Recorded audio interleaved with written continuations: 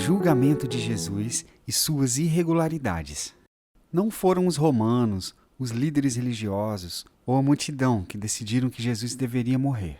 O sacrifício do Cordeiro de Deus era o ponto central do perfeito plano divino para a redenção da humanidade e religação do homem a Deus após a queda no Éden. Jesus mesmo declarou que ninguém tiraria sua vida. Antes, ele mesmo a dava por sua própria vontade. Mas apesar de não ser uma decisão que estava nas mãos dos homens, não podemos deixar de notar que o julgamento de Jesus foi cercado de erros e irregularidades. Você sabe quantos pontos podem ser destacados no julgamento mais importante de toda a história?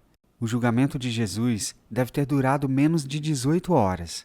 E nesse pouco tempo, ele foi levado a 6 diferentes audiências. Logo depois de ser traído e preso no jardim do Getsêmani, Jesus foi levado imediatamente à casa de Caifás, o sumo sacerdote. Isso aconteceu porque os líderes da época tinham pressa. Eles queriam concluir o julgamento e executar Jesus antes do sábado, para que pudessem prosseguir com a celebração da Páscoa. Sendo assim, esperar amanhecer e se reunir no templo estava fora de cogitação. A Bíblia diz que Jesus foi primeiramente interrogado por Anás, ex-sumo sacerdote. Apesar de ter sido deposto da posição de sacerdote por governantes romanos, Anás ainda era respeitado e tinha muito poder entre os judeus, pois, para o povo, o sacerdócio era vitalício. O segundo julgamento foi diante de Caifás, o sumo sacerdote no cargo, e os principais sacerdotes, anciãos e escribas, ou seja, parte do sinédrio.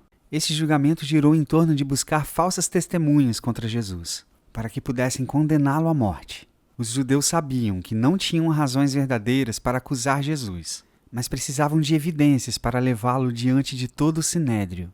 Muitas testemunhas falsas se apresentaram, mas nenhuma acusação foi consistente. Quando questionado por Caifás se era filho de Deus, Jesus respondeu: "Tu mesmo o disseste, mas chegará o dia em que vereis o Filho do Homem assentado à direita do Poderoso e vindo sobre as nuvens do céu." Essa afirmação de Jesus foi vista como blasfema, um crime passível de morte para os judeus.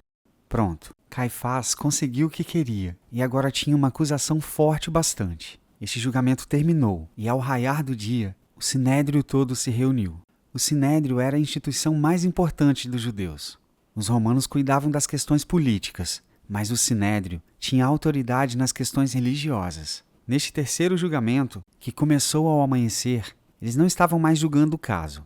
Estavam apenas legalizando uma decisão ilícita que havia sido tomada durante a noite. Todos os presentes decidiram que Jesus deveria morrer, mas uma sentença de morte precisaria ser aprovada pelos romanos. Por isso o encaminharam ao seu quarto julgamento, diante de Pôncio Pilatos. Pilatos era governador, a mais alta autoridade romana, e, diante dele, as acusações contra Jesus foram diferentes. Veja bem, Jesus foi sentenciado à morte pelos líderes religiosos por blasfema, mas isso não significaria nada aos romanos.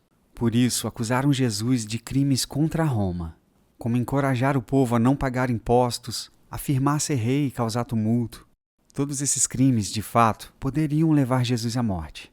Mas Pilatos percebeu que se tratava de um homem inocente e vítima de inveja dos líderes. Por isso, não queria condená-lo. Já que Jesus era galileu, Pilatos o enviou ao seu quinto julgamento, diante de Herodes, o governante da Galiléia.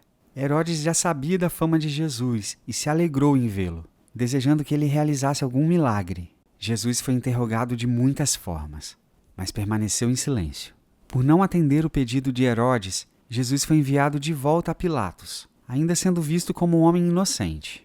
Jesus já estava em seu sexto e último julgamento, quando Pilatos tentou livrá-lo da morte, ao perguntar à multidão se queriam soltar Jesus ou Barrabás. Mas a multidão, incentivada pelos líderes, pediu a crucificação de Jesus. A crucificação era um tipo de morte destinada aos rebeldes. Os líderes judeus queriam que Jesus fosse executado em uma cruz para mostrar ao povo que Jesus não era abençoado, mas amaldiçoado. Sua morte seria a morte de um rebelde e não a morte de um rei. O que há de errado em tudo isso? Em primeiro lugar, é fato que o julgamento de Jesus diante de Anás e Caifás não passou de uma imitação da justiça. O desejo de ver Jesus morto era tão grande que os líderes religiosos, aqueles que tanto defendiam as leis judaicas estavam dispostos a desobedecerem às suas próprias leis.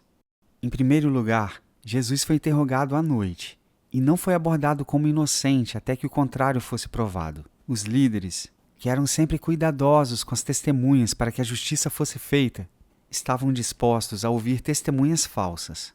Depois de condenado, Jesus foi exposto ao escárnio dos membros do Sinédrio, outra situação totalmente ilícita. Por fim, acusações tão sérias como as que Jesus recebeu deveriam ser julgadas apenas na reunião do Sinédrio. Mas naquela noite, apenas parte do grupo se reuniu na casa do sumo sacerdote para encontrar uma falha que condenasse Jesus. Jesus passou por 6 etapas em seu julgamento e, no fim, foi levado à morte injustamente. Apesar de não ter cometido nenhum crime que o condenasse, não abriu a boca e foi levado ao matadouro como um cordeiro. Tudo para cumprir o plano divino, redimir a humanidade e nos religar a Deus. Ele não foi pego de surpresa pela traição, prisão ou ódio daqueles líderes. Jesus sabia que todas essas coisas deveriam acontecer. De fato, nenhum homem tirou a vida do nosso Salvador. Antes, ele a entregou voluntariamente. Mas e aí? Você já tinha reparado em todos esses detalhes sobre o julgamento de Jesus? Se você gostou do vídeo, não deixe de curtir, se inscrever no canal e ativar as notificações. Nos siga em nossas redes sociais e baixe o aplicativo da Bíblia em seu tablet ou smartphone. Até a próxima!